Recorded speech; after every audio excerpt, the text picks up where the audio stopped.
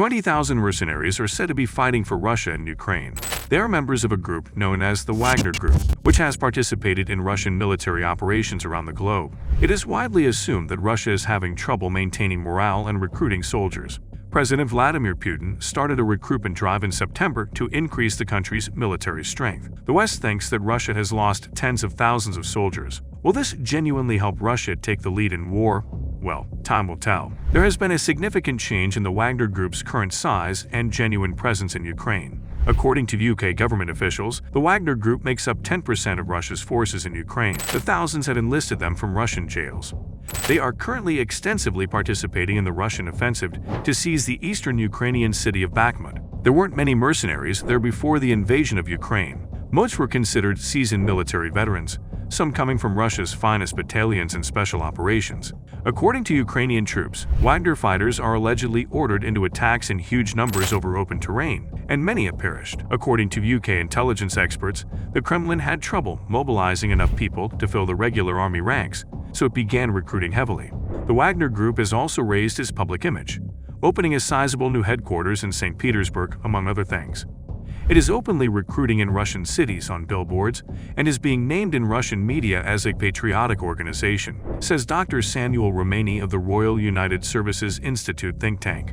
A BBC investigation into the Wagner Group uncovered the alleged involvement of Dmitri Utkin, a former Russian army colonel. He was a veteran of Russia's battles in Chechnya. He is believed to have established Wagner and given it the name Wagner after his previous radio call sign. Yevgeny Prigozhin, a wealthy businessman nicknamed Putin's chef, because he provides meals for the Kremlin, is the current head. Previously denying any connections to the Wagner Group, Mr. Prigozhin now speaks candidly about the organization's activities in Ukraine. In 2014, the Wagner Group assisted Russia in annexing Crimea, according to Tracy German, a professor of conflict and security at King's College London. The Little Green Men were soldiers who suddenly emerged in Crimean streets wearing uniforms without insignia.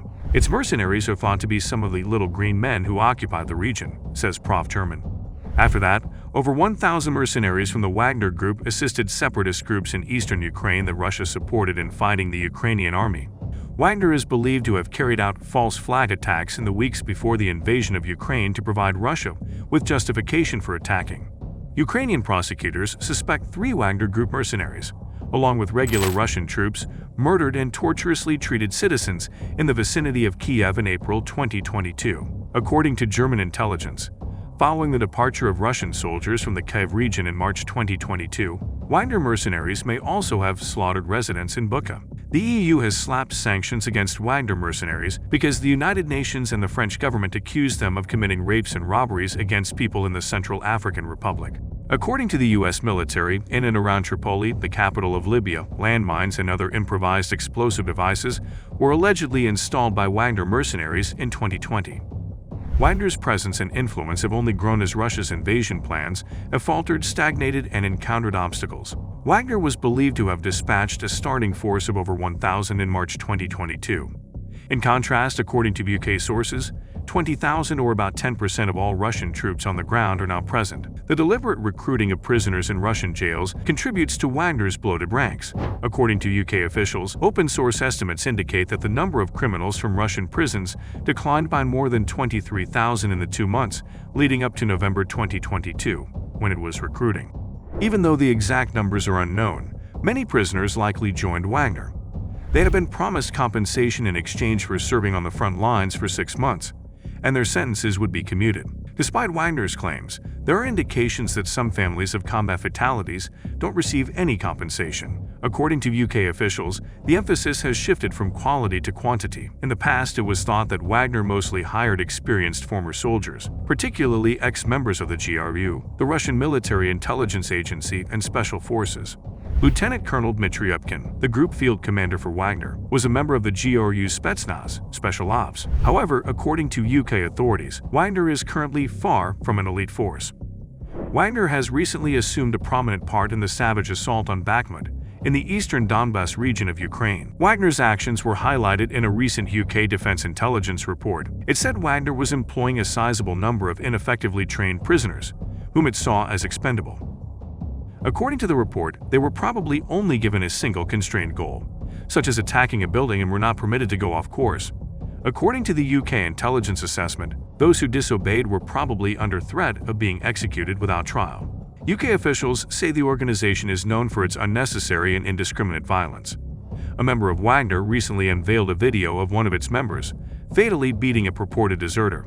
This emphasizes the other significant shift in Wagner's strategy: aggressively courting media and marketing the brand. Wagner began using Telegram in July and has its own channel there. In September, it unveiled its opulent new corporate headquarters, the PMC Wagner Center in St. Petersburg.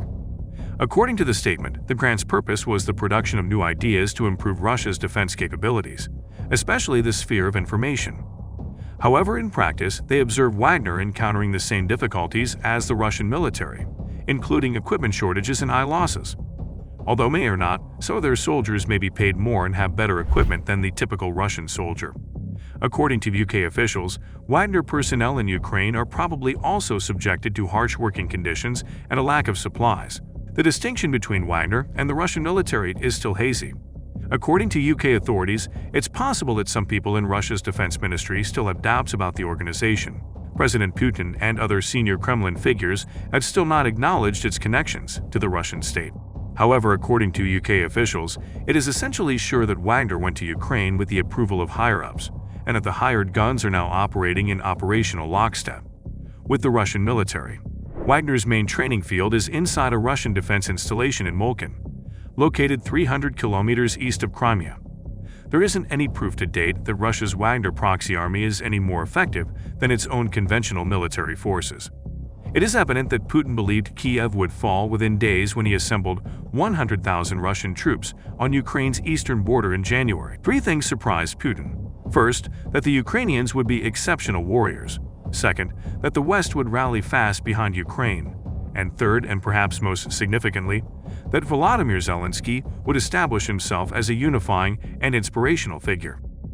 The Wagner Group has gained significant traction in Russian media as the traditional Russian army has been forced to retreat due to Ukrainian forces. The Kremlin-controlled media has been striving to glorify these groups with some of Russia's other mercenary organizations, known in the Russian media as private military firms, PMCs, rather than mercenary organizations. All of this has occurred even though PMCs are technically outlawed in Russia. On December 9, Radio France Internationale reported that the Russian RT media organization had produced a 26-minute film titled PMC Wagner, contract with the homeland that extolled the virtues of Wagner's warriors. It stated Prigozhin was gaining weight in the Russian media, and that the image of noble mercenary patriots is necessary for the authorities to draw more and more men into the machine. The Wagner Group is a mysterious and unlawful organization, but it has been located in Mali, the Central African Republic, Syria, Libya, Ukraine, and other places. It is seen as a lethal mercenary fighting group to advance Russia's military objectives globally. We hope you liked the video. Kindly share your comments down below.